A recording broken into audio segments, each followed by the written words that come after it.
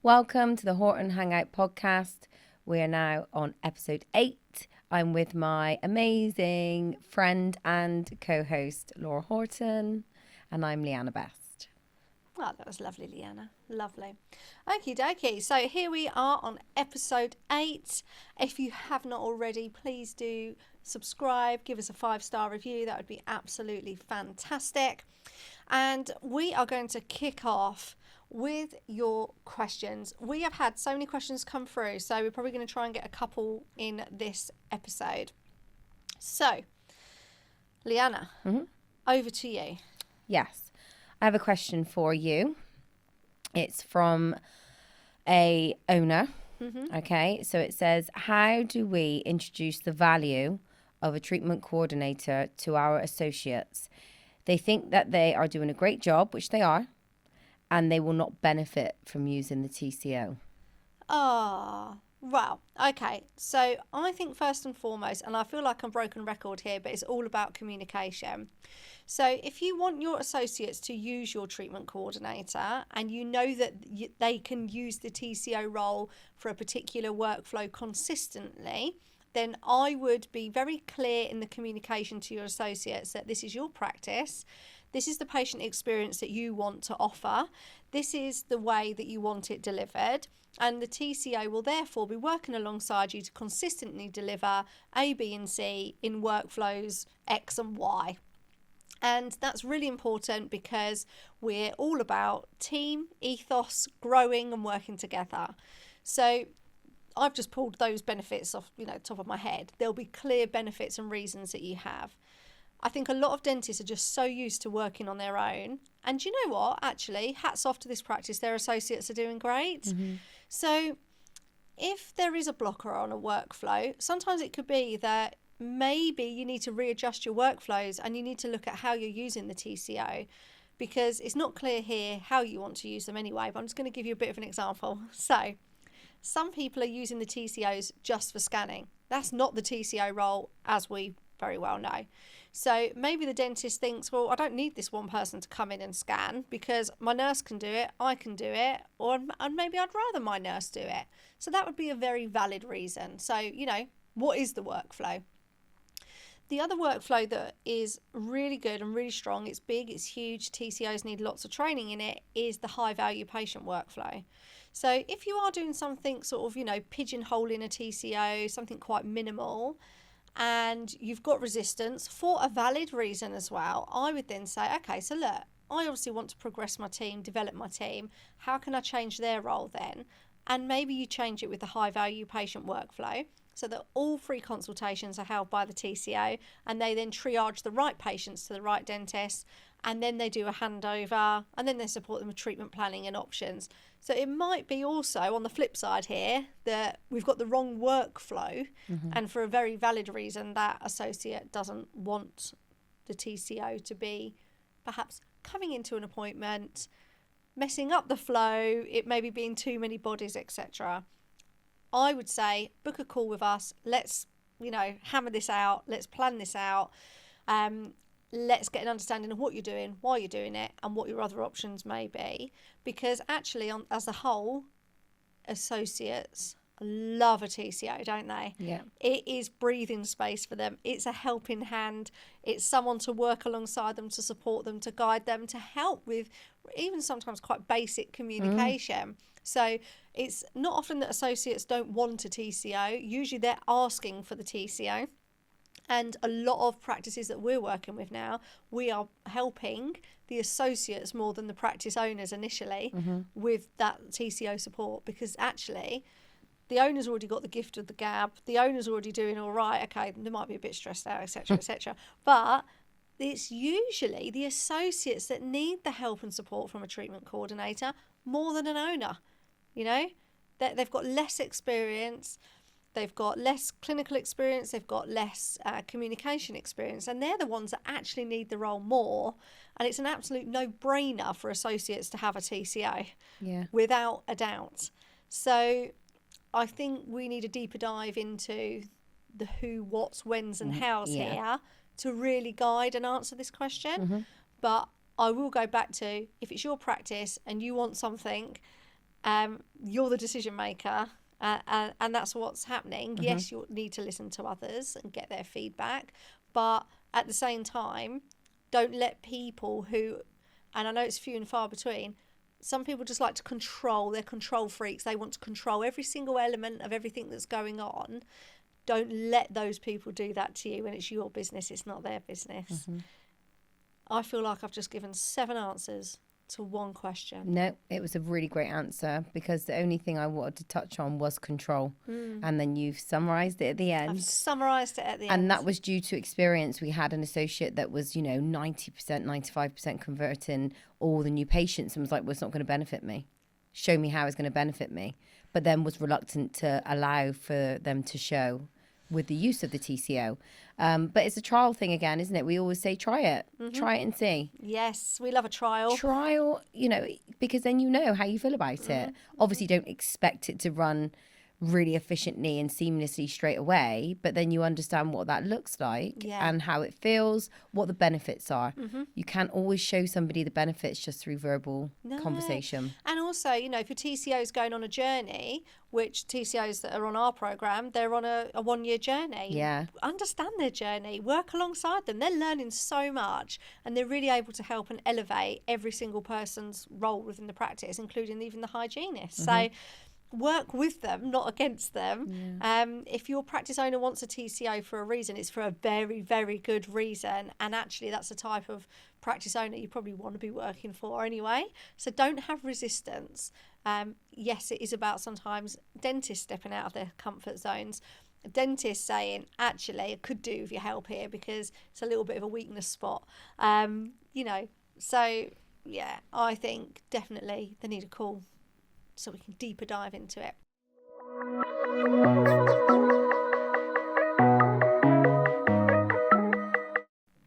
Next question for the Horton Hangout. Leanna, I'm going to read this out to you. Are you ready? I am. I'm a new practice manager. I've worked at the practice for 11 years. I was a dental nurse all that time. I'm finding it really hard to now manage my co-workers, many of whom have become friends over the years. Do you have any tips to help me? So there's a few things going on there, isn't there? First of all, going back to what we've discussed in a different pod, this has been a cherry-picking employee situation. Well, possibly. We don't know.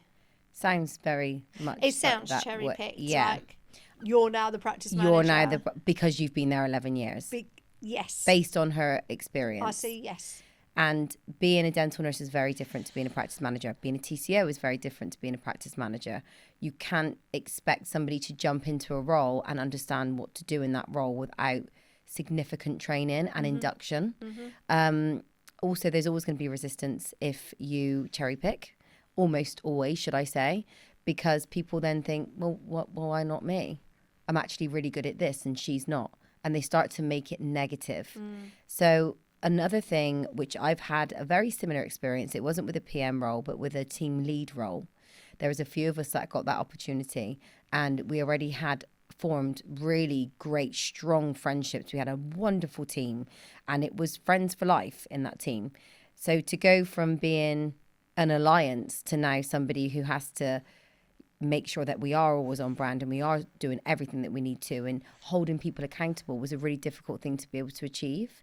But you've mentioned again in a pod where you spoke about your friendship with Cheryl and how you made it very clear that you can separate the two. That's kind of what we did. We had that uncomfortable start and I was like, right, well, this isn't working. How can we change this? Let's remember that we can still have a friendship, but we have a working relationship aside from that, and the two can go together. I think when it doesn't work, it's because maybe people struggle to separate it because maybe it's not quite a true friendship and it's a work friendship. And that doesn't downgrade it, but it just changes things because you are only friends through work. So therefore, don't take it personally. Yeah. You can still maintain a friendship to a degree, but ultimately, we are at work to get the job done. It's lovely to have friends within that space, but we don't need to make it all about that. Is there anything you'd like to add? No, I completely agree, and like we've all been there. And I think for me in particular, you know, it can be very, very difficult, but you've just got to have the, like, you're right, like I've sort of alluded to, I'm talking to you as your practice manager now. Right. Now, me and Cheryl were a bit like you and Koo. We aren't just work friends. We are genuine friends out of work. So I think with genuine friends, it's also easier to have that conversation of, look, I'm speaking to you now as your practice manager. We need to address this situation together. So, you know, let's just have this conversation non-emotionally, factually about the situation, and then we'll move forward. Yeah. When, like you say, you're not true friends, your co-workers, your colleagues, and you get on well and you have a great time, it can be a little bit more difficult. But again, I would go back to having a proper conversation. So don't have corridor chats. Don't grab Leanna in the corridor. Oh, Leanna, I need to speak to you about this. That's a problem in itself. Make sure you're sat down together in a private, quiet space. Leanna, I need to speak to you about such and such. What are you aware of? What are your thoughts? It's so hard moving into a manager role when you haven't been taught any communication skills. I actually think it's easier going from TCO to PM because you have leveled up your communication skills. They are at a really high level. You can personality profile patients, so you do it to your team, and you can tweak and adjust your communication to everyone. Whereas when you just go dental nurse to PM with no training, it's really, really difficult. But I think, you know, you've just got to grit through it, and hopefully there aren't too many issues that need resolving either. It sounds like you've been at this practice a long time. So there shouldn't really be too many issues, should there? No. I think she's probably, or he's probably finding the resistance just based on, oh, he or she thinks that they're okay. They're the manager now. Yeah. They think they can tell us what to do. Yeah. It's that worry, isn't it? Or that defiance that people get because all of a sudden they're a bit jealous of you. So childish. It is so childish. Yeah. But another thing to add, I think that a lot of people that go into the management role, should I say, think that they have to have a level of authority that they don't need to have. Yeah. You don't need to approach every conversation with authority and direct behaviour. You can be as soft as you want to be and still get the right outcomes. Yeah. It doesn't have to be right then. So I'm the teacher, you're the child, and you'll do as I say. It doesn't work. Oh, it's awful. Well, It's so goes ancient. back to, again, leadership. So where this person needs to develop is in leadership, not in management. Management is the reactive stuff, the tasking. You probably do it all already. It's probably not an issue. You probably only got a few things to learn. You need to develop your leadership skills now, not your management skills. This is another thing I think a lot of practices, and this is not to be negative, have a lot of good managers but not good leaders. So they're great at the processing side of things. They get everything done. So on paper they're efficient and they're good, but when it comes to the team, they fall down. Which is why I never wanted to be a practice manager. I've shared that story already. Yeah, because all I saw was these maturer women locked in rooms, absolute dragons. Everyone hated them. They hated everyone else as Door well. closed. They didn't even, door closed. They didn't even like the team. They had no interest in anybody. They didn't even say good morning, goodbye, thank you. They were just locked in a room. And I was like, that has got to be the worst role in practice. Actually, I think the role of the practice manager, although it is very hard and it is reactive and it is firefighting, but actually the reason nurses do so well in it is because they're used to that as being a dental nurse, but it is also a very rewarding role as well. I've had some lovely managers. Yeah, when you're in the right practice, every role you do is lovely, right? Yeah. So if you're a manager and you're thinking, this is awful, this is hell on earth, what on earth am I doing? You're just managing the wrong practice. And you're working for the wrong people. Yeah, that's very true. You know? I know it's very black and white, but I think it stands. And I also think it's important as a manager to be able to stand up for your team to the owners. You can't be fearful of communication with the owner. No. If you are, then what's the point? Absolutely.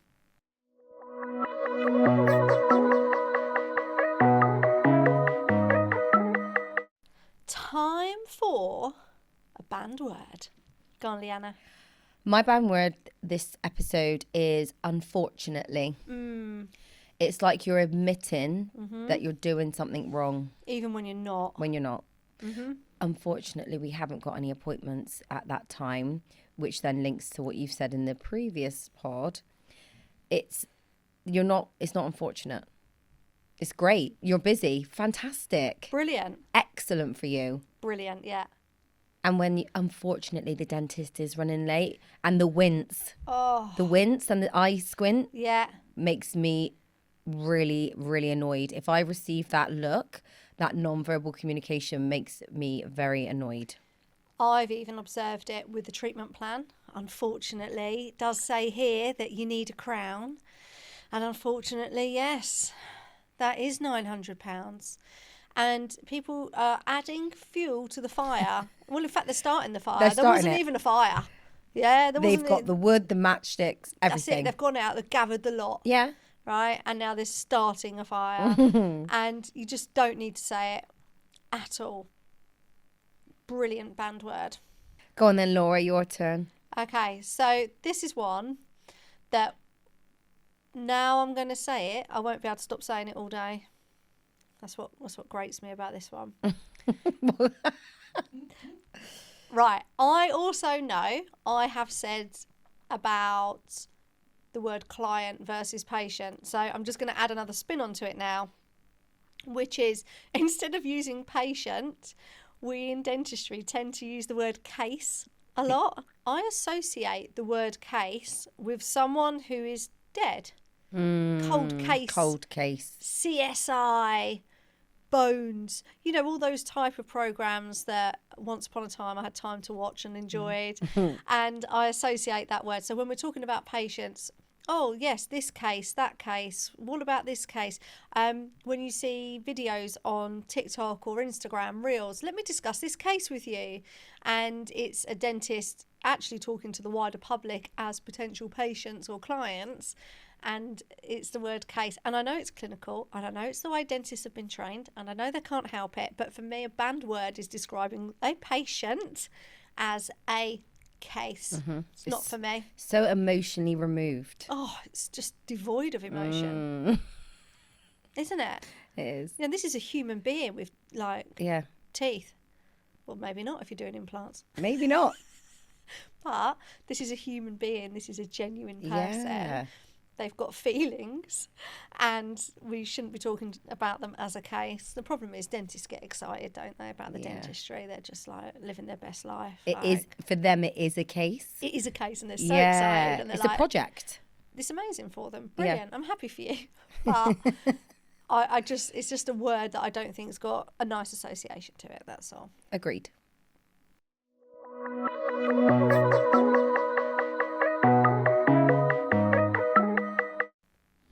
Confession of a dental nurse.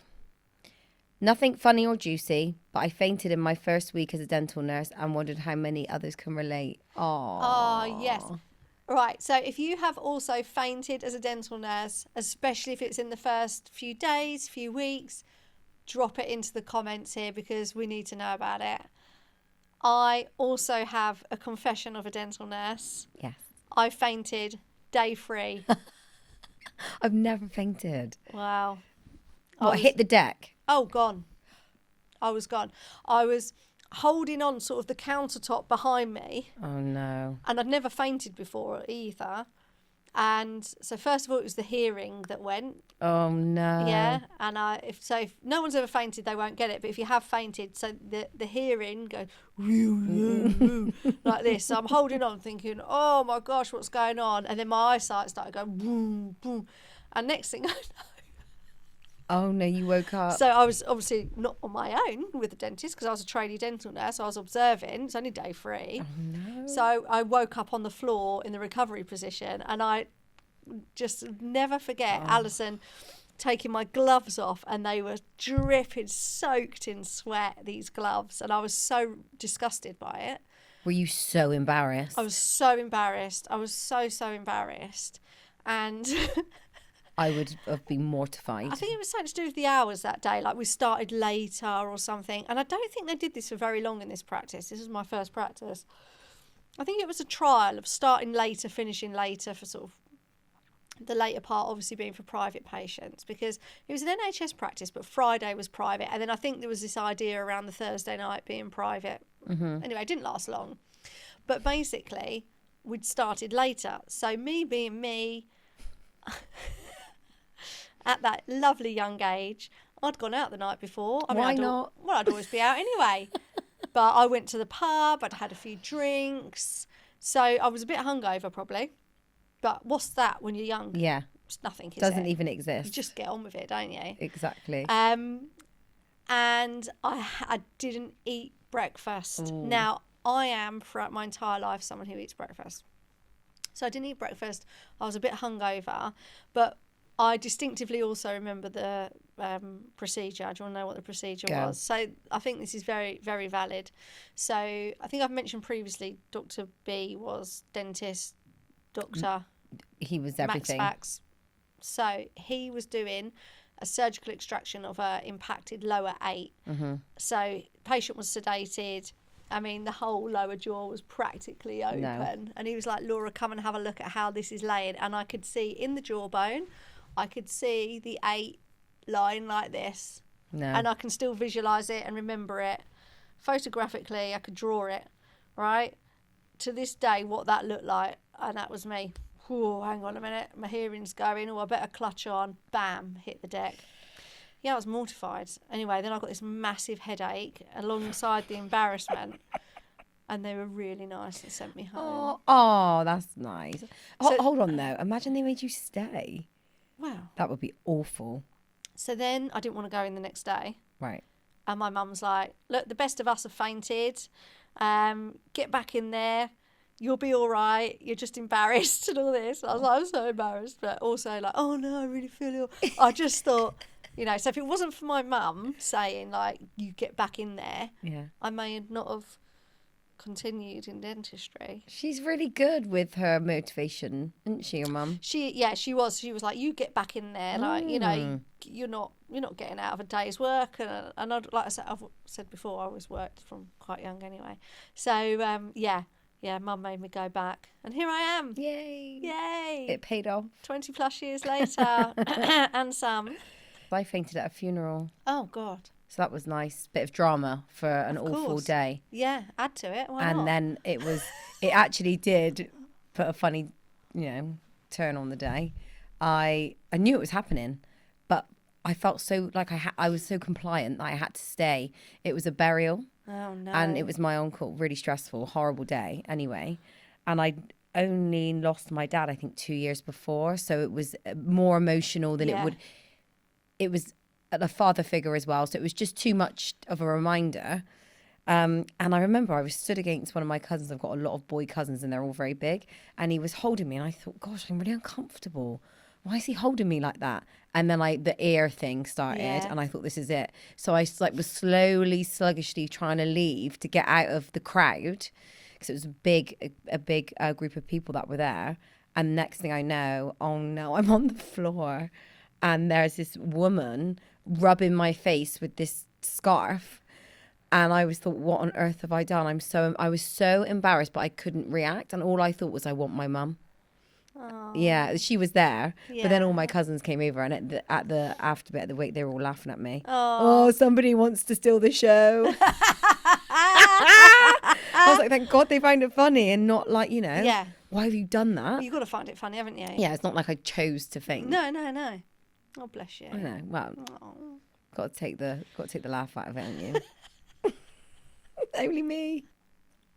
That's it for this week's episode. Please do follow us and please give us a 5-star Google review. She's literally begging for a 5-star Google review, so please do it.